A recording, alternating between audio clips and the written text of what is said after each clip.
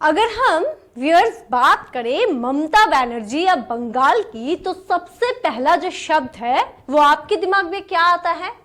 जी हमें पता है, और वो है घोटाला, घोटाला और सिर्फ घोटाला।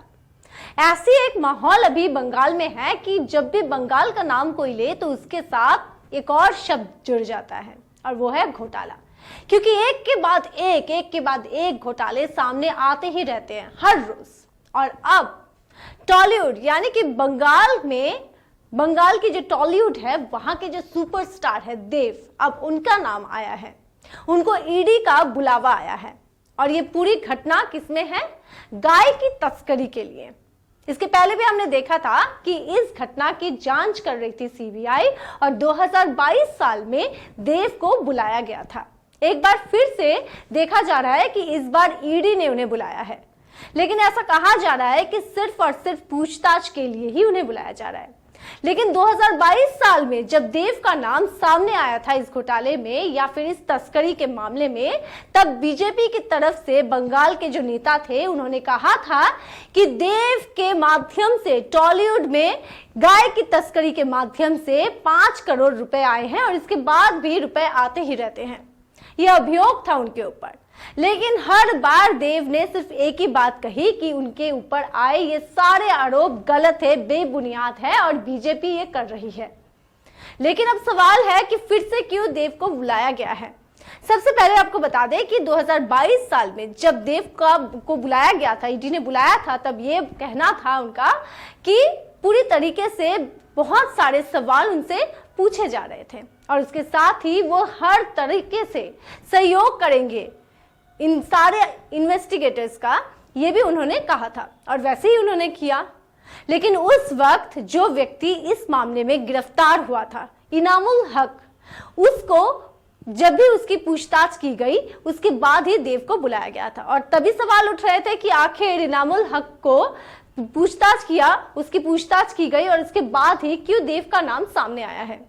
क्योंकि इनामुल हक की पूछताछ, जब भी उनको पूछताछ की गई तो जांच एजेंसी की तरफ से ये बातें सामने आ रही थी, सुनने में आ रहा था कि देव का नाम उन्होंने लिया है, और उसी के संपर्क में देव को बुलाया गया था। और इस बार फिर से ईडी ऑफिसर्स ने देव को बुलाया है।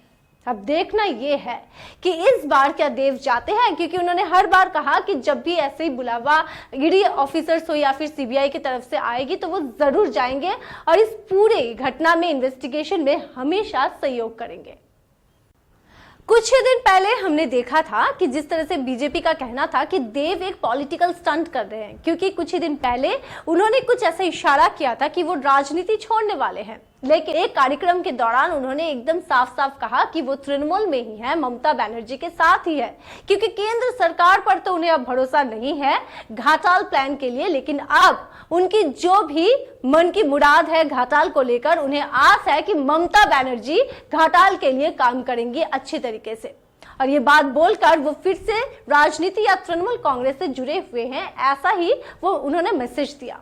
लेकिन इस बात पर जो भी बीजेपी का कहना था वो ये कि पूरी तरीके से ये एक पॉलिटिकल स्टंट है। क्या कहा था देव ने, चलिए सुनते हैं। এরকম একটা অ্যাডমিনিস্ট্রেটিভ মিটিং এ ভাগ নেওয়ার জন্য আমি রাজনীতিতে এসেছিলাম দিদির হাত ধরে, আমি রাজনীতিতে থেকে গেলাম দিদির হাত ধরে। আমার মনে হয় কি আমার দেখা শ্রেষ্ঠ মুখ্যমন্ত্রী, কারণটা বলবো কেন, তার নাম হচ্ছে মমতা ব্যানার্জি। আমি খুব পরিষ্কার কথা বলতে ভালোবাসি। আমি ঘাটালের মানুষের জন্য আবার ফিরলাম। আমার কোথাও যেন মনে হয় কি আমার 10 বছরের লড়াই এবং ঘাটালের মানুষের দীর্ঘদিনের লড়াই, 70-75 বলবো, আমি বলবো কি আমাদের স্বাধীনতার আগে থেকে লড়াই, যে লড়াইটা হচ্ছে ঘাটাল মাস্টার প্ল্যান।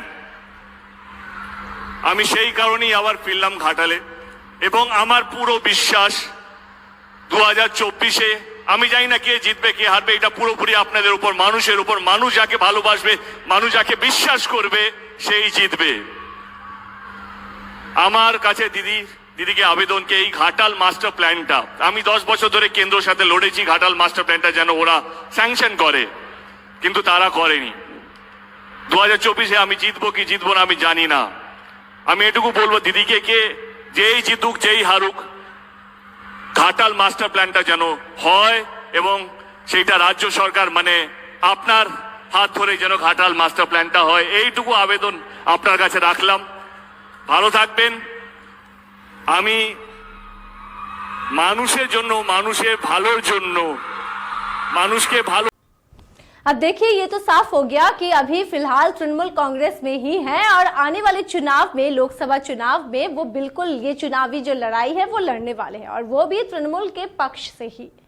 लेकिन जिस तरीके से अभी सवाल उठ रहे हैं कि क्या देव के माध्यम से टॉलीवुड में ये गाय जो तस्करी थी इसका पैसा आया है, अभी अगर हम टॉलीवुड की तरफ अगर थोड़ा सा ध्यान दें तो वहां पर अभी यही चर्चाएं हैं। राजनीति से जुड़े हुए लोगों का भी यही कहना है कि फिर से क्यों ईडी का बुलावा उन्हें आया है और ऐसे समय में जब उन्होंने ये इशारा दिया कि वो अभी चुनाव लड़ेंगे और तृणमूल के पक्ष से ही, यहां तक कि तृणमूल के पक्ष से यह भी कहा जा रहा है कि क्योंकि देव अभी चुनाव लड़ने वाले हैं तो इसीलिए उन्हें बदनाम करने के लिए बीजेपी हथियार के तौर पर क्या कर रही है, इस्तेमाल कर रही है ईडी का।